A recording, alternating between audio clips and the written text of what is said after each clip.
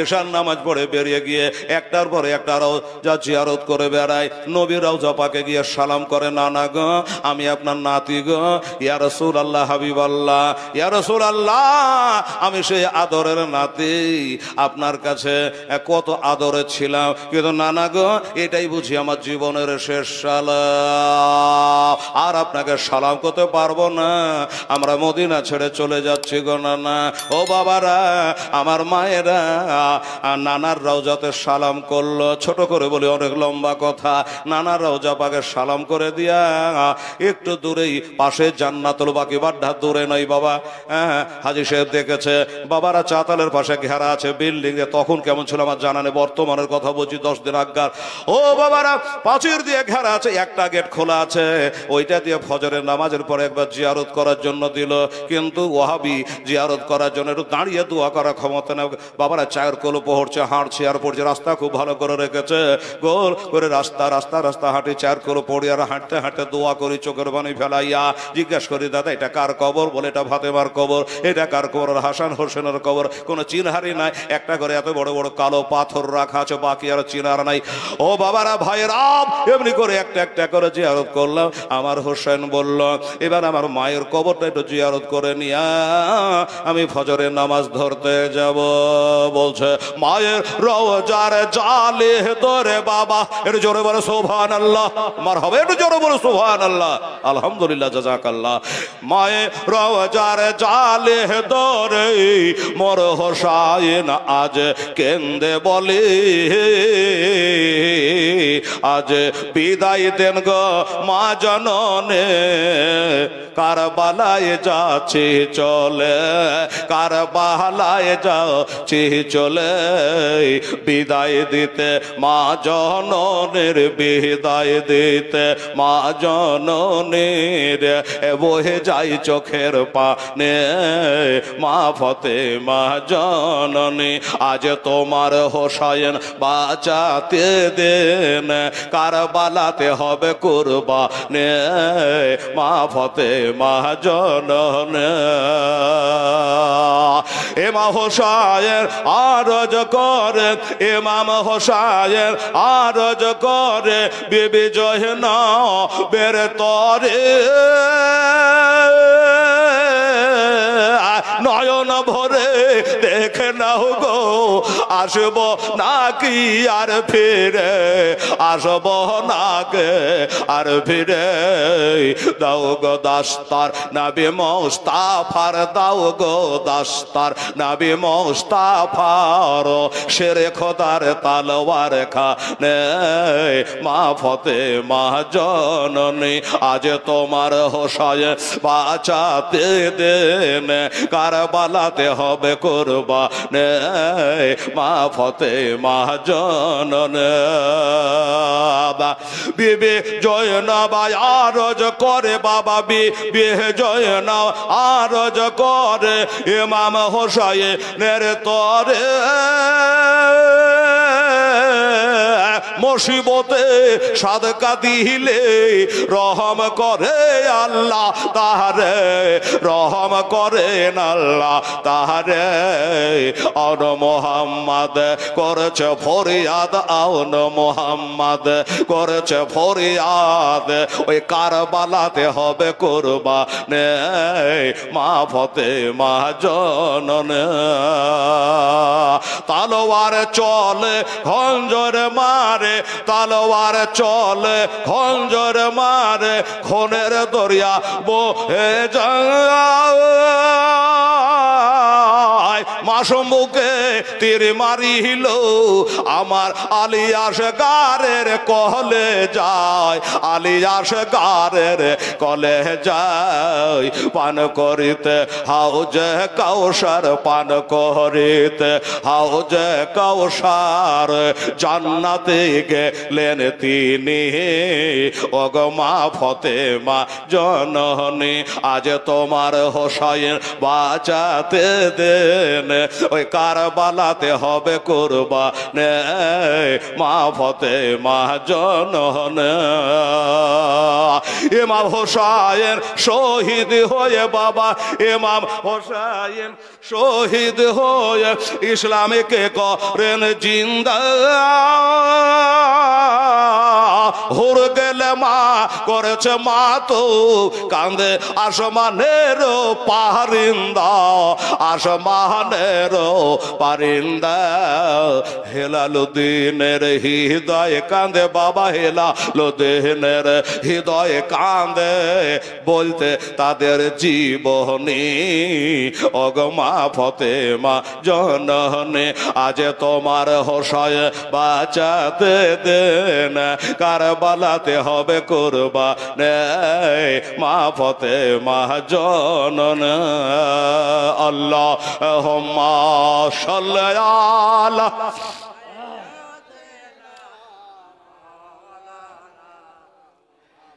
ওয়ালা আলে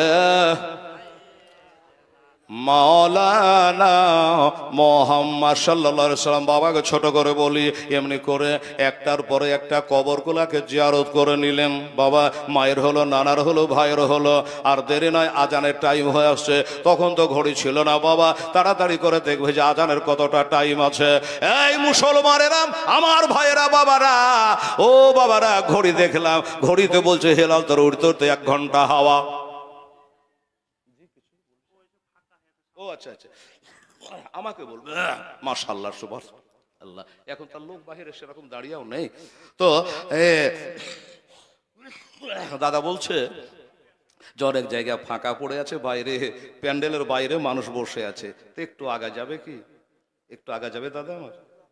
হ্যাঁ, অনেক আছে দাদা ভাই, একটু এগিয়ে আসেন। আপনাদের কারো বেটা, কারো ভাই, কারো দাদা, একটু হ্যাঁ প্যান্ডেল বার একটু এগিয়ে আসেন। আসেন ইনশাআল্লাহ। যে এই কষ্ট করার জন্য আপনাদেরকে একটা অফার দিয়ে দিই, একটা উপঢৌকন দিয়ে একটা আপনাদের পুরস্কার দেশের। আরে 2 কাঁধেতে বসে আছে, একটু আগান। এটা লোক আগাবার জন্য বলছে, আসেন আসুন, একদম ফাঁকা রাখবেন না। কারণ জানেন, ওই ফাঁকা যদি রাখেন বাবা, ওইখান করে শয়তান আজাজিল এসে বসে যাবে, হ্যাঁ না? আজাজিল এসে বসে গিয়ে খালি পিঠে হাত বোলাবে আর নিন দিবে আপনাকে। আর যখন নিন দিবে তখন কারবো যে ঢুলে পড়বেন, তখন তার দাঁত মুখ ভাঙবে, তখন লাগে এবার বম পিস্তল কেনা দাঁত ভাঙলি কহা, তাই না? তো শয়তান অশাসা দেবে, যার জন্য ফাঁকা জায়গা রাখবেন না, শয়তানকে ঢুকতে দিবেন না। বেরাদারান ইসলাম চলে আসেন, মাশাআল্লাহ, আলহামদুলিল্লাহ, জাযাকাল্লাহ। আমার মা বোনদের জায়গা হচ্ছে তো, দেখেন আবার ওদিকে কমিটির ভাইরা যেন মা বোনদের কোনো অসুবিধা না হয়। তো যাক, গজালার বলছে না, 1 লাইন বলতে আপনারা এগিয়ে গেছেন, খুবই ভদ্র মানুষ আপনারা আছেন। এক এক দেশের মানুষ বাবা বললে হিলে না, লড়ে না, যেখানকার সেখানে থাকে লজ্জিত হয়। সত্যি আপনারা জ্ঞানী গুণী শিক্ষিত মানুষ, কারণ এত বড় একটা মাদ্রাসা আপনাদের এখানে আছে, আর এই দেশের মানুষের আদৌ থাকবেন, এটা কোনো কথা হইল? সুবহানাল্লাহ।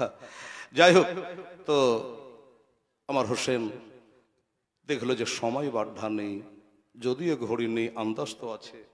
তা ফজরের নামাজটা পড়তে হবে জামাতের সঙ্গে। কেন? রোজই তো পড়েন জামাতে।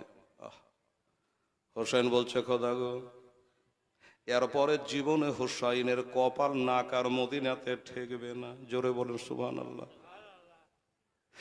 আর হোসেন কোনোদিন মদিনায় নামাজ পড়তে পারবে না। হোসেনের জামাত কোনদিন আর হবে না।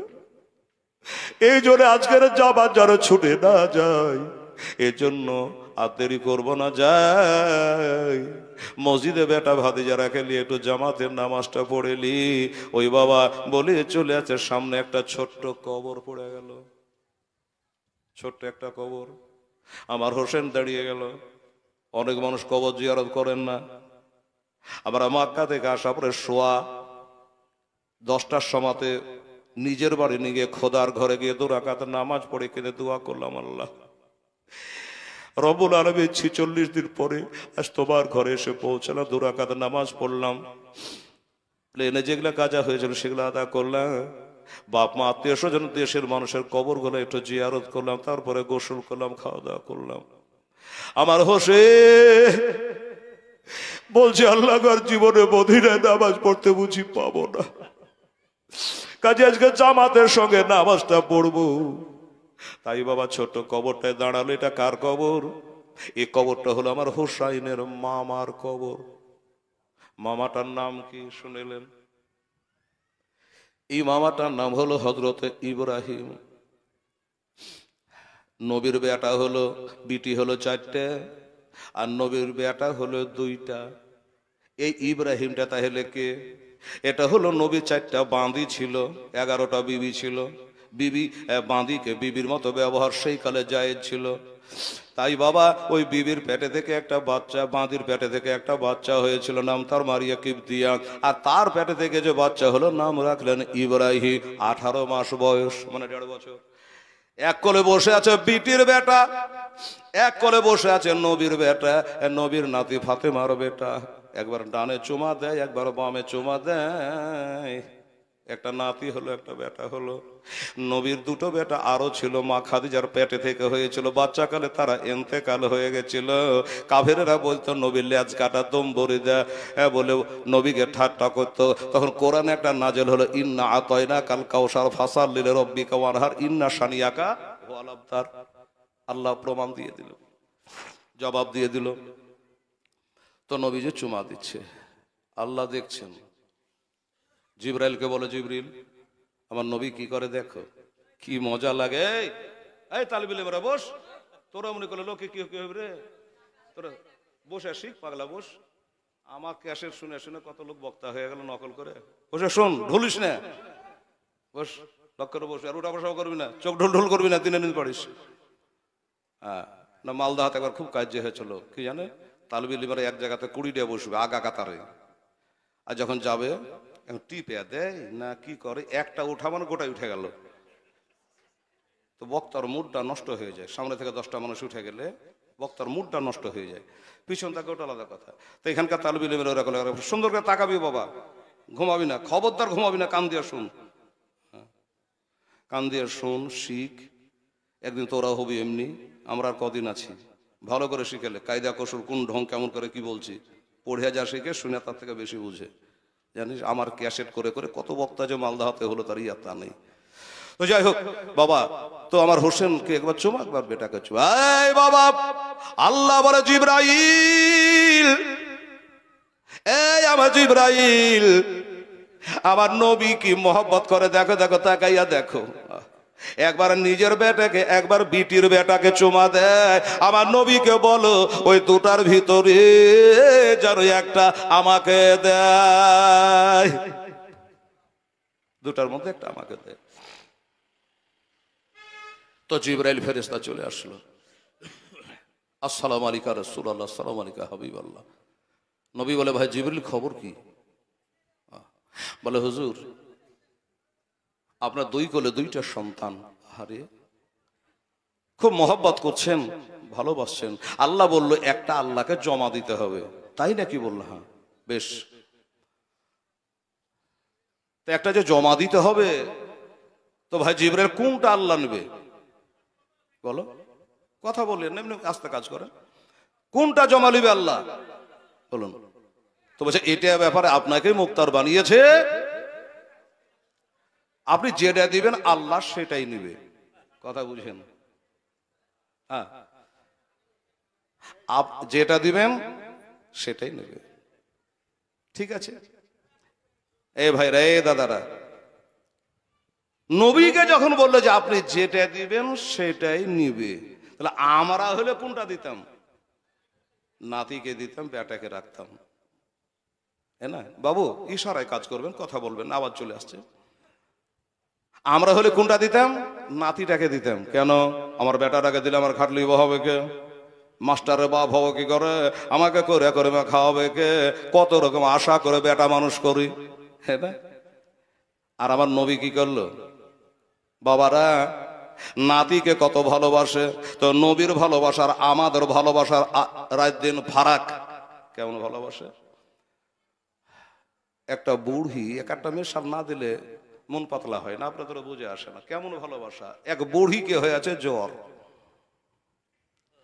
তো ওই বুড়ি ওর পোতাকে খুব ভালোবাসে। কখন বাসে? যখন ওর বেটা মাঠে ঘাটে থেকে কাজ কাম করে আসে, তখন ওই বেটার সামনে পোতাকে খুব উল্লাস করে, খুব ভালোবাসে, খুব চুমা খায়। কেন বলেন তো? যদি পোতাকে চুমা না খায় তো পান জর্দা এনেবেন আমার বেটা, জর্দা খাওয়ানি। খুব ভালোবাসে। আর ওই বেটা গল্প করে, আমার মা যে আমার বেটারাকে ভালোবাসে রে, এমন ভালোবাসার মতন কেউ বসে না। তো একজনা বলছে পান জর্দা দেওয়া বন্ধ করে দে, কেমন ভালোবাসে বোঝা যাবে। বোকা তা পাঞ্জা এমনি আসলে ভালোবাসে, মায় নেবেই না। তাই একদিন আন্ধারি রাত ছিল, বুড়ি বারান্দায় শুয়ে আছে, আর এত অন্ধকার, অমাবস্যার রাত। ওই ছেলেটা, যে ছেলেটা বলছিল যে তোর বেটাকে ভালোবাসে তোর মা পাঞ্জর্দা খাওয়ার লেগে, ওই ছুঁড়াটা বললে যাই তুই রাতে চেতন থাকিস, তোর মা কেমন তোর বেটাকে ভালোবাসে আজ তোকে বুঝাবো। ঠিক আছে। বারান্দায় মা শুয়ে আছে, বেটা একটু দূরে শুয়ে আছে, কম্বল দিয়ে মুখ ঢেকে আছে, মুখখান খালি উদ্যম রেখেছে। হঠাৎ করে কালো কম্বল গায়ে দিয়া আর চুন লাগা কালো হাড়ি মাথায় ভরে হামকুড় পাড়া দিয়ে চলে আসছে ওই বুড়ি যেখানে শুয়ে আছে ওইখানে। বুড়ি দেখে তো আর চোখ মুখ খাড়া, সর্বনাশ করে আছে। কিরে বাবা, আন্ধার কালো গায়ে কালো মাথা দেখছে, আবার ওই চুন লাগা হাঁড়ি, কি আছে? এই বাবা তুমি কে? তো গলার আওয়াজ আসল দিলে তো চিনে নেবে, যেটা কালিমুল্লাহ। কে তুমি? তো বলছো আমি আজরাইল ফেরেশতা, তো জান কবজ করব। কার না ডর হবে বলেন? হায় হায়, কার না ভয় হবে? তখন বুড়ি বলছে যে আমার জান কবজ করবেন? বললে হ্যাঁ। বলে ইজরাইল রে, তোর বিছান চিনতে ভুল হইল। কেমন? আমার জ্বর জ্বালা হয়নি, ওই যে পাঁজরে আমার পোতাটা শুয়ে আছে, 3 দিন থেকে জ্বর ছাড়ে না। হ্যাঁ, জান যদি কবজ করতে হয়তো পোতার করবে, আমার কেন করবি? যেই বলেছে দিয়েছে হাঁড়ি ভেঙে। কম্বল উঠিয়ে বলছে রে দেখ রে, তোর মা বলে তোর বেটাকে ভালোবাসে, কেমন ভালোবাসা দেখ, যে ইসরায়েলকে বলছে যে আমার পোতার জান কবজ করার, আমাকে থাও। এই হলো আমাদের জর্দা খাবার, পান খাওয়া ভালোবাসা। বুঝে গেলেন? আর নবীর ভালোবাসা দেখেলেন। আমার নবীজি বলছেন দুইটার মধ্যে যে কোনো একটা নেবে, বললে হ্যাঁ। তো আমার নবী বললে খোদা গো, আমার মারিয়া কিপ্তিয়ার কান্না সহিতে পারবো, আমার ফাতেমার কান্না সহিতে পারবো না। আমার বেটাকে যদি দিয়ে দে, আমার বাঁধি মারিয়া কিপ্তিয়া কাঁদবে, আর হোসেনকে যদি দিয়ে দে, আমার বেটি ফাতেমা কাঁদবে জমিনে। আর ফাতেমা যদি কাঁদে জমিনে, তো জান্নাতে আল্লাহর হুর গেলে মান কাঁদবে। আর যদি আমার বেটা হোসেনকে, নাতি হোসেনকে দিয়ে দিই, তবে ইরাক দেশের কারবালায় যুদ্ধ করবে কে? কাজে বাবা নিজের বেটাটাকে দিয়ে বলল, আমার বেটাকে দিয়ে দিলাম, এইটাকে নিয়ে যাও, আর আমার হোসাইনকে আমি দেব না। তাহলে নিজের বেটাকে মৌতের মুখে ঠেলে দিল। এই কথা বলার কয়েকদিন পরে 1.5 বছরের বেটা ইন্তেকাল হয়ে গেল। ওই কবরটাতে আবার হোসেন দাঁড়িয়ে জিয়ারত করছে, বলে মামা গো, আমার কারণে আপনাকে কবরে শুয়ে যেতে হয়েছে। সেদিন যদি তোমাকে না দিয়া আমাকে আমার নানা দিত, তাহলে তোমার মতো হইয়া আমাকে কবরে ঘুমিয়ে যেতে হতো। কিন্তু নানা গো, মামা গো, আমিও মদিনা ছেড়ে চলে যাচ্ছি। কবরে ঘুমা বড় আরাম, কিন্তু মদিনা ছেড়ে যাওয়াই বড় বেআরাম। কিন্তু কি করব, ইজিদের অত্যাচারে এবার বাবা ওইভাবে জিয়ারতটা করে নিয়ে মসজিদে আজান চালু হয়ে গেল। আসসালাতু খায়রুম মিনান নাওম, ঘুম থেকে নামাজ উত্তম। এসে তাড়াতাড়ি করে বেটা ভাতিজা সবাইকে নিয়ে জামাতের সঙ্গে নামাজটা আদায় করলেন। বাবা সেদিন ছিল শাবান চাঁদের 5 তারিখ, যেই তারিখে আমার হোসেন জন্ম হয়, ওই তারিখটাই চলে আসলো। সেই তারিখে সবাইকে সাথে করে নিয়ে আজকে বাড়িখানে বেরিয়ে চলে যাচ্ছে। কোথায় যাচ্ছে? মক্কা শরীফ। মদিনায় হলো নানার কবর, আর মক্কা শরীফ আছে নানির কবর। বাবা গো, মদিনায় থাকলো, মক্কাতে আছে কাবা, আর মদিনায় রয়েছে কাবার কাবা মোস্তাফা। আমার আলা হযরত বলে, এ হাজিও আও শাহনশাহ কা রওজা দেখো। আরে কাবা তো দেখ চোখে হো, কাবে কা কাবা দেখো। জোরে বলেন সুবহানাল্লাহ। কাবার কাবা হলো নবী মোস্তফা। এবার সবাই মিলে প্রায় কম বেশি ৭২ জন তারা ছিল, কেউ বলে ৮২, আল্লাহ রাসূল আলাম। ৭২ জন ছোট বড় ছেলে মেয়ে সব মিলে জুলে ৭২ জনকে নিয়ে আমার হোসেন মদিনা থেকে বেরিয়ে চলে যাচ্ছে মক্কার দিকে। বাবা 11 বৎসরের একটা বেটি ছিল আমার হোসাইনের, নামটা মনে রাখবেন, নাম হলো সগরা খাতুন। এই সগরা খাতুন খাটের উপর শুয়ে শুয়ে দেখছে আর কাঁদছে, ব্যাপারটা তো বুঝতে পারছি না। আমার মা সেও চলে যাচ্ছে, আমার ফুফু চলে যাচ্ছে, আমার বাবা চলে যাচ্ছে, মা চলে যাচ্ছে, ছোট বহিন শাকেনা তাও চলে যাচ্ছি, আমি কোলে করে বহি, ছোট বাচ্চা আলী আসগার আমার ছোট ভাই সেও চলে যাচ্ছে, আমার ভাই আলী আকবর সেও চলে যাচ্ছে, আবুল কাশেম চাচার বেটা চাচাতো ভাই সেও চলে যাচ্ছে, আমার চাচা আব্বাস তাও চলে যাচ্ছে, মোহাম্মদ তাও চলে যাচ্ছে, আমার ফুপুরা চলে যাচ্ছে, সবাই বাড়ি হেনে চলে যাচ্ছে। কোথায় যাচ্ছে কেন আমি তো কিছু বুঝতে পারি না। সগরা খাতুন 11 বৎসর বেটি এবারে একটা ডাক মেরে দিল, আব্বা হুজুর। ওই আব্বাজান একটা কথা বলে, এত সকাল বেলায় ফজরের নামাজ পড়ে নিয়া আপনি কোথায় চলে যাচ্ছেন আব্বা গো? বলে বেটি রে, আমরা এখন এখান থেকে কম বেশি 450 মাইল দূর, আমরা মক্কা শরীফ চলে যাব রে মা। গা ভামড়ে উঠেছে, আব্বা গো এত বড় বাড়ি, আর এই বাড়িতে আমাকে একাই ফেলে দিয়ে চলে যাচ্ছেন আব্বা, আমাকে কেন নিয়ে যাচ্ছেন না?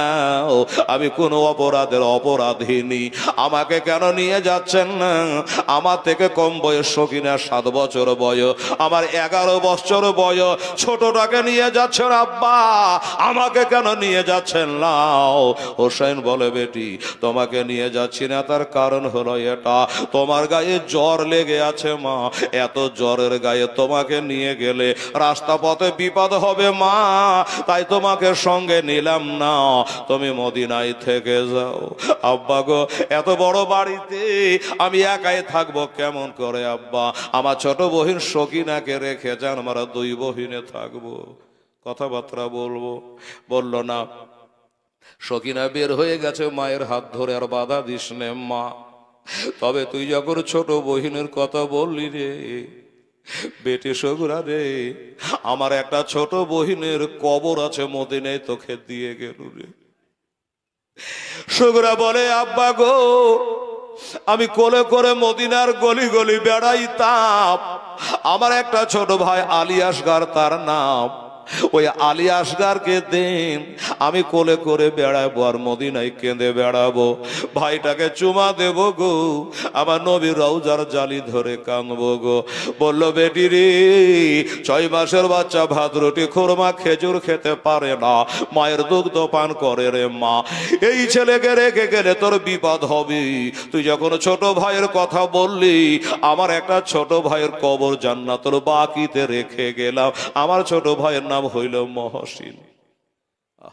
তোর ভাই নিয়ে গেলাম, আমার ভাইয়ের কবরটা দিয়ে গেলাম, তোর ভাইয়ের কথা মনে পড়লে আমার ভাইয়ের কবরে গিয়ে কাঁদিস রে। আব্বা গো সব কথার উত্তর দিয়ে দিছেন আব্বা, একটা কাজ করেন। বলল কি?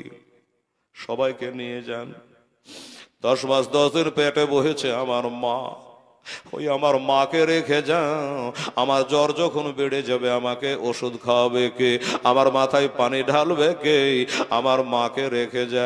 আমার হোসেন কাঁদতে লাগলো, বেটি রে মা হারা কত ব্যথায় আমি জানি রে, আমার কলেজায় আগুন জ্বলে রে, আমি জানি রে মা, আমার মাকে হারিয়ে দিয়েছি রে মা, মাহারা কত ব্যথা রে, আমার সামনে যখন কেউ মা বলে ডাকে আমি তাকিয়ে তাকিয়ে কাঁদি রে, আমার মা বলা বন্ধ হয়ে গেছে বেটি রে। তবে মা একটা কথা বলি শোন, আমি তোর মাকে নিয়ে যাচ্ছি, তোর মাকে তুই মা বলে ডাকে, আর কেউ মা বলে ডাকে না রে মা।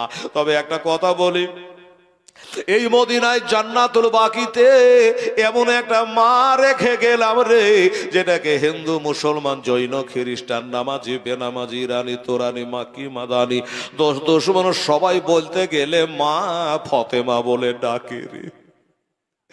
সেই মা জননী ফাতেমা, জান্নাতের সর্দারিনী ফাতেমা, যেই ফাতেমা কোনদিন জীবনের নামাজ কাজা করে নাই। আমাদের মায়েদের বাচ্চা হলে 40 দিন নাপাক থাকে গো।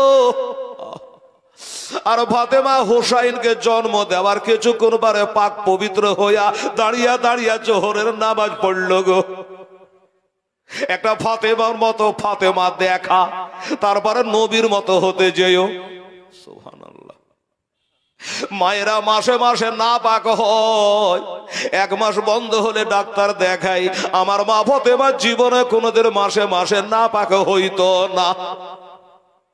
তাহলে বলুন তো, একটা ফাতেমার মতো দেখা, তারপরে নবীর মতো হইতে যাস। বেরাদার আমার ভাইয়েরা মায়েরা গো, তাই বলল বেটি আমি তোমার মাকে নিয়ে যাচ্ছি, আর আমার মায়ের কবরখানা তোমাকে দিয়ে গেলাম। তোমার মায়ের কথা মনে পড়লেই আমার মায়ের কবর কাছে গিয়ে তুমি কাঁদিও গো। অনেক কথা বলে আমার হোসেন বেরিয়ে চলে যাচ্ছে। কতজন আছে বললাম? 72 জন, ছোট বড় মিলিয়ে, ঘর পর আত্মীয় স্বজন নিয়ে। চলে আয় চলে আয় বাবা গো। শোকরা খাতুন জ্বরের বেটি, 11 বৎসরের মেয়ে, এবার খাটিয়া ছেড়ে দিয়া একবার চলে আসলো দরজার কাছে। বাবা তাকিয়ে তাকিয়ে দেখে মা চলে যায়, ভাই চলে যায়, চাচি চলে যায়, ফুপুরা চলে যায়। তাকিয়ে তাকিয়ে দেখে যত কাফেলা দূরে চলে যায়, ওমরে জানে কলেজা ছুটে যায় রে বাবা। হঠাৎ করে ডাক দিয়া একবার বলে, মা তুমি নাকি শুনেছি গো মা, বিটিরাকে নাকি মায়েরা সব থেকে বেশি প্যারো মোহাব্বত করে। এই আম্মা জান, শুনেছি মায়েরা নাকি সব থেকে বেশি ভালোবাসি। কথা যদি সত্য হয় তাহলে তুমি আমার মা, আমাকে জ্বরের বেটি ফেলাইয়া তুমি চলে যাচ্ছ কি করে মা? একবার ফিরে আসো। যেই বলেছে মায়ের কানে আওয়াজ পৌঁছে গেছে, অমনি থমকে দাঁড়াইয়া এবার স্বামীর কাছে বাবা আরজ করল।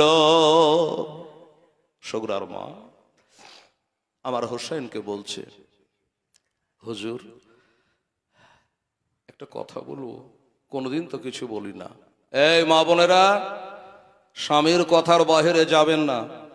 হ্যাঁ, শরীয়তের খেলাফ কথা বলবে সেটা আলাদা কথা, বাকি স্বামীর সম্মান করবে। আমার নবীর কথা, এটা হেলাল বলেনি, এটা আমার মুফতি আইয়ুব সাহেব বলে নাই, মৌলানা মুজিবুররা বলে না। এটা কে বলেছে?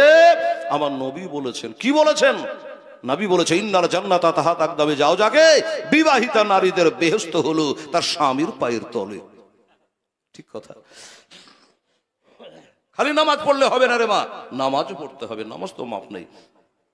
আর স্বামীরও ভক্তি করতে হবে, তবে মুক্তি পাবেন। কবি বলছে, আরে শোনেন শোনে আমার মা বোনেরা, এটো কান্দে তোমরা স্বামীর সে বা করো মা আগমন দিয়া। জোরে বলেন তো সুবহানাল্লাহ। রেকর্ডিং হয়ে যা, আপনাদের আওয়াজ যত জোরে বলবেন আওয়াজ ঢুকবে, মনে বললে রেকর্ডিং হইবে না। আরে শোনেন শোনে আমার মা খালারা, এটো কান্দে তোমরা স্বামীর সে বা করো মা আগমন দেয়া। ওরে স্বামীর সেবা করেছিল বিবি রহিমা, আজ জান্নাতে তার হইল মা আগো ঠিকানা। ওরে জান্নাতে তার হইল মা আগো ঠিকানা।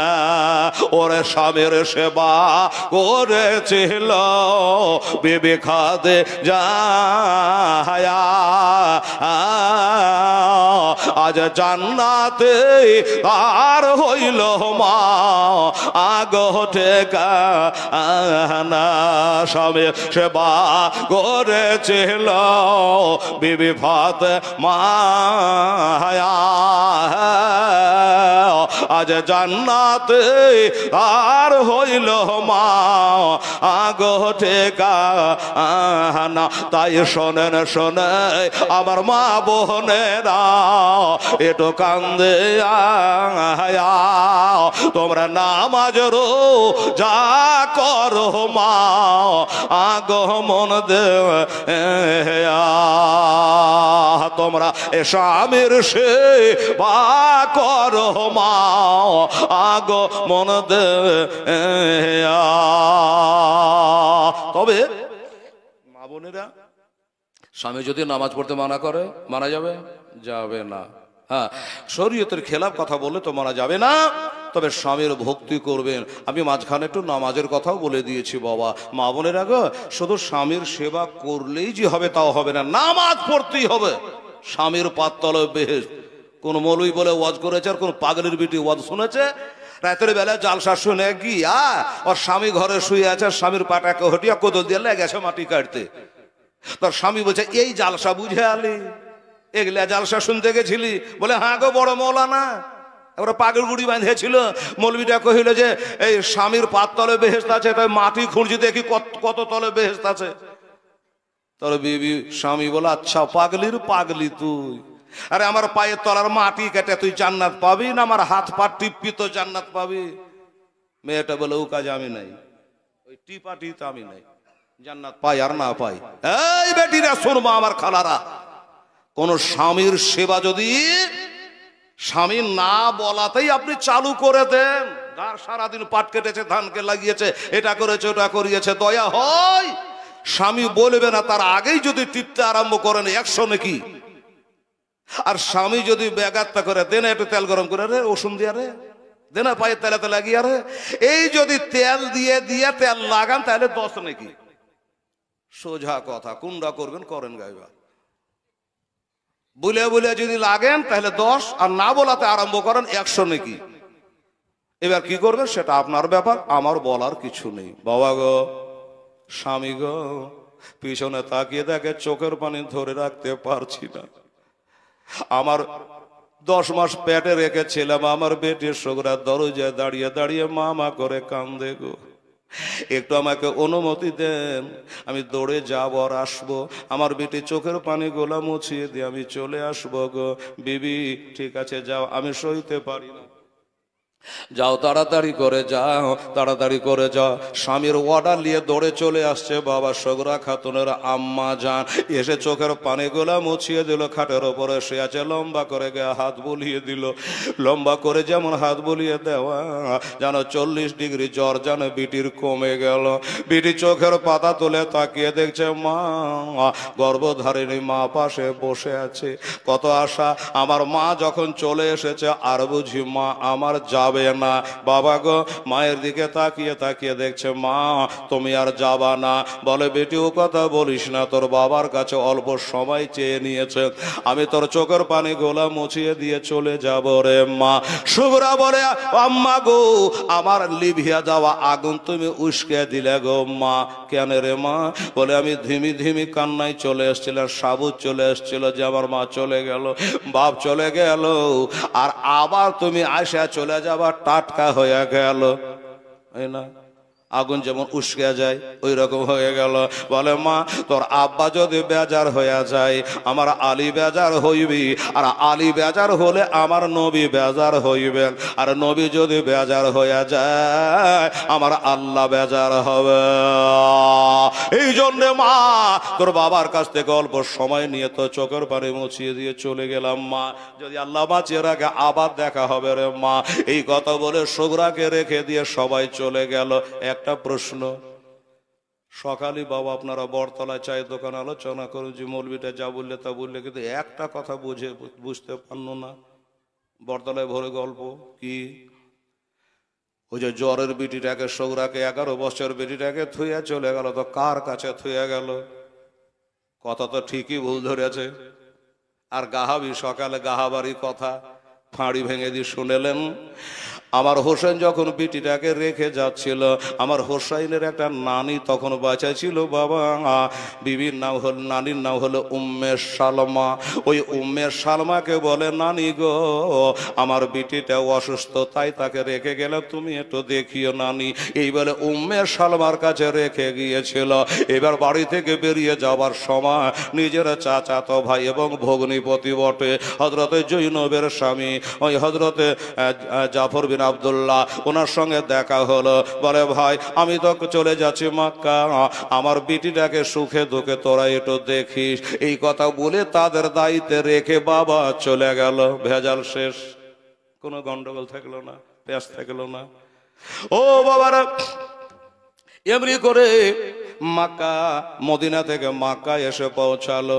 একবার বলেছি মক্কা মদিনায় নানার কবর, আর মদিনাতে হলো বাবা নানির কবর। ওই নানির কবরটাকে জিয়ারত করে লিয়া থাকতে লাগলো, আজও লাগলো, কদ থাকতে লাগলো। এবার মাস গনি বাবা, হ্যাঁ শাবান চাঁদে গেল, আর যুদ্ধ মহরম চাঁদে হলো। তাহলে ক মাস? শাবান, রমজান, শওয়াল, জিলকাত, জিলহজ, মহরম, 6 গিয়ে দাঁড়িয়ে গেল। আজ তারিখ 6, আর 6 মাস ছিল বাবা।